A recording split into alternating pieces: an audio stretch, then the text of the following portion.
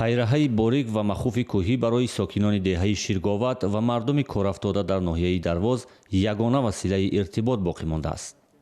роҳи мошингарди Душанбе хоруғ хароб аст.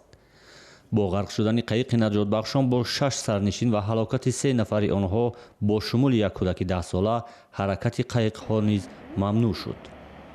мардуми деҳаи Ширговат пайраҳаи кӯҳии бобоиро андаке тармим карда, мисли 10солаҳо пеш аз тариқи он убуру мурур мекунанд. Оврин қатибот амун роҳ қатибот чиз таъмирш кардем ва роҳи одамгузар барқарор шуд. ҳозир одамо аз ин тараф ба он тараф бо воситаи ҳамин роҳ рафт омад кардесанд. ин пайраҳаи кӯҳӣ ки қуллаи он дар 400 метр баландӣ ҷойгир аст, дар ҷониби деҳаи Ширговат хеле ваҳим ва мушкилгузар аст. агар кӯҳистонӣ бошӣ мушкил нест. ягон шаҳрҳои калон биё кам кам неки ёрдам мекунанд. бачаҳо меянд касеро мушкил боша ёрдаме ки мегузаронанд. мардуми деҳаи Ширговат ва деҳоти атрофи он агар ба Кӯлоб, Қурғонтепа ва ё Душанбе сафар дошта бошанд, маҷбуранд ки ин пайраҳаро убур кунанд. ҳатто мақомот ва созмонҳои кӯмакрасон иҷборан аз тариқи ин роҳи хавфнок ба мардуми селзада кӯмак мерасонанд.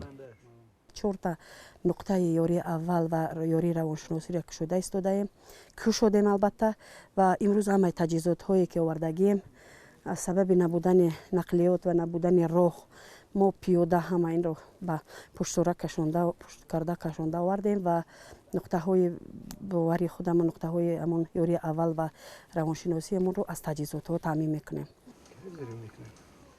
ин пайраҳаи кӯҳӣ ки имрӯз барои кӯмаки мардуми офатзадаи деҳаи Ширговат ба кор омадааст, дар гузашта роҳи наҷот ва пешбурди зиндагии мардуми минтақа буд. талаба бим аммаи хару گاو بزر و همه میمان میرفتن. همی سولدت هم زی میمان میرفتن. همه خطیراش و آدما و خراش و بار خرانی با جر میشین و چیزو میرفتن. نمیتونستن چو گرفتن. بیاوا بره.